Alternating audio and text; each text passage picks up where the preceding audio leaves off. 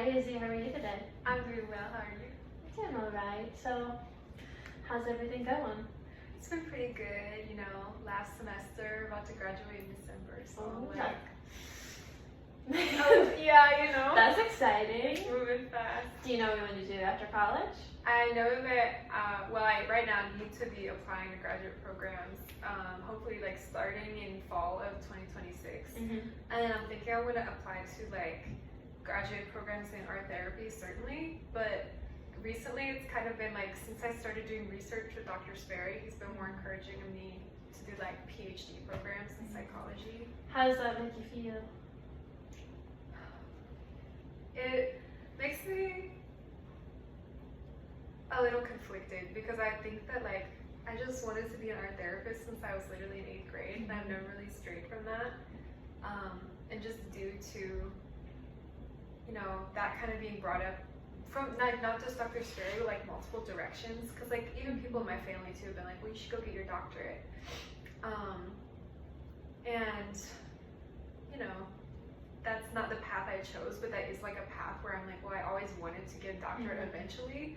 So it's definitely just kind of been like a fly in my ear where I'm like, I can understand the stress. Be like, oh, do I want to follow my dreams and be an art therapist, or do I want to do what my professors think I should do because it's like they think it's your calling to go get your PhD. Yeah, and Dr. Sperry mentioned where he was like, oh, I don't even know if I should say this, but he made note just about like the art therapists that he's encountered and how their personalities like are different than mine. And he even said something where he was like, those people are going to be your coworkers. Like those, you have to be mindful that like those personalities that aren't like yours are going to be the people you're going to be around for your career.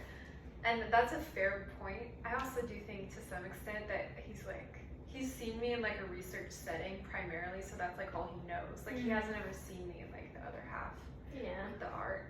But you're right, like he's literally a position of authority, like he's a doctor. He's a doctor in psychology. And he's like, go get your doctorate in psychology. I was gonna say he definitely like has that experience since he's has his PhD and has been around people of many different fields of psychology.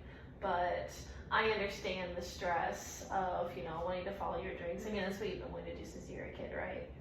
Yeah, and then it's, you know, kind of an interesting period in life, like right on the precipice of graduating, to think about, oh, well, this is the dream that I had been dreaming, but also like, is that a naive dream? Or to just be like, I'm gonna go be an art therapist, and it's like, well, no, you're gonna have to go to program, we'll get into a program, move, do the program, do your internship, get certified, and like decide basically if you're gonna work private practice or decide if you're gonna work for a hospital.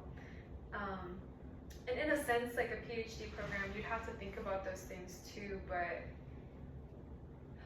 I guess it buys me time in a way, because most of those programs are like 6 to 8 years, and then I'd have at the end of it a doctorate degree, which Dr. Sperry's really been trying to sell me on, of course. And then when I think about like being a helping professional, like my overall goal is like to help people and to help people with my art. And I think the older I get, the more I realize I'm like, well, my dream is to do those two things, but like I could still achieve both those dreams, like even without having to be like an art therapist specifically. No, I understand that completely because I'm in that point of my life too. Yeah. But do you think you're gonna have like any problems with getting into programs or things like that? Like how's that been with you? I think graduating early, in a sense, is helpful because it kind of puts that pressure on. And I know that stress doesn't always have to be bad. Like there's good forms of stress, and it's definitely a good form of stress that I am, you know, it's not May and I'm a senior and I'm like, what am I gonna do? It's September and I'm a senior and I'm thinking, okay, so I have deadlines for applications that range deadline in December, deadline to April. So it's like, I have options, and I know that I'm going to apply to like a really wide variety of places just to hope if I cast my net wide, there's more chance of bringing something back. It is like a fear though, like internally, to think about what happens if I don't. Mm-hmm. What happens if I don't, or what happens if I get in somewhere but the offer isn't good? Yeah. And it's like, well, I could go there and be in $100,000 of debt, or I could go here and be in less debt, but I don't really want to go there. I know, and I mean, I hate to like say, oh, don't think about the money. It's gonna better your future. But I also, in the sense, like, money does play a factor into it. But it is for your benefit, and if it's something that you really want to do, things like that. Honestly, maybe because with the doctor thing, I truly believe you can do that without a doubt.